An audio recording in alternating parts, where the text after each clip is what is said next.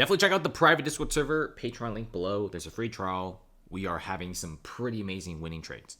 Okay, we got to talk about the San Francisco market. It is pretty toast. Like South Bay, if you go all the way down to San Jose, it's pretty bad as well.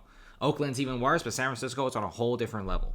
I mean, Portland, Minneapolis, Seattle, real estate, they're all toast. They're all doing really, really bad. But guess what? San Francisco is doing even worse.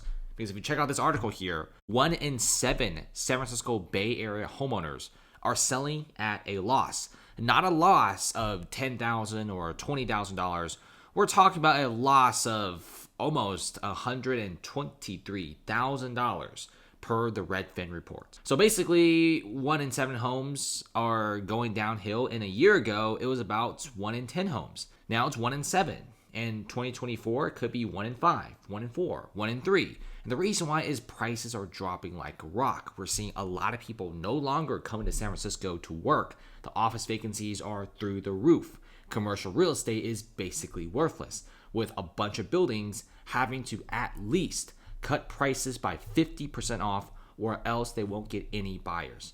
That is a massive drop here, considering how everyone says that real estate is supposed to be one of the most stable investments that you could ever do. Look at this. More tech layoffs hit the Bay Area, including Google. In fact, just the top 3 biggest companies like Google, Meta, Microsoft laid off almost 60,000 employees. Many of them are in the Bay Area. So this is very concerning because even Nextdoor is reducing their workforce by 25%, laying off about 200 workers. And it's not just like Nextdoor. We got Spotify right next door to that. They laid off 17%. Reddit is laying off people. Uber is laying off people. Lyft, IBM, you get the idea. Everyone is laying off workers. There's about over 1,000 tech companies in the U.S. this year that laid off employees. And guess what? The banks are also laying off employees. Wells Fargo recently sold their biggest office in San Francisco. We got Charles Schwab already cutting down office space, going from 17 stories down to 6 to 7. And this is very concerning because now the office market's in trouble. Many of the buildings in San Francisco, like the most recent building, is listed for $80 million, nearly half the price from the previous sale. And guess what? The landlord bought this building for all the way back for hundreds of millions of dollars in 2014. And now they sold it for 50% off. Now, let me get this straight. You're telling me that a building that you bought 10 years ago, after almost a decade of price appreciation, you still sold for 50% off from the original buying price. And I'm pretty sure $1 million 10 years ago is worth so much more than $1 million now. And this is what we're seeing here. And the commercial real estate sector in San Francisco is completely gone. Not to mention the homes, the residential. We're not even going to talk about commercial. Even the residential is doing really bad. And let me show you guys a really good example.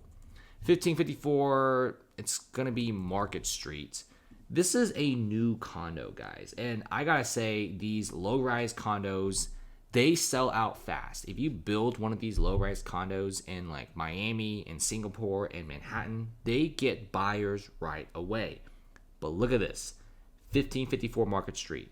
This is a boutique-ish condo. It's pretty big. It looks really good too. You're also near all the major tech companies. So have they made a single sale? No. They have 109 units and they haven't sold a single one after 2 to 3 years on the market. Like seriously? You would think that at least one of the units gets sold. And by the way, none of the ground floor retail space is being leased out. Nobody wants that either.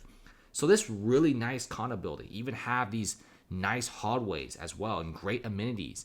Not a single unit has been sold, and they're trying to make it into a residential building right now. They're trying to make it into like an apartment for rent.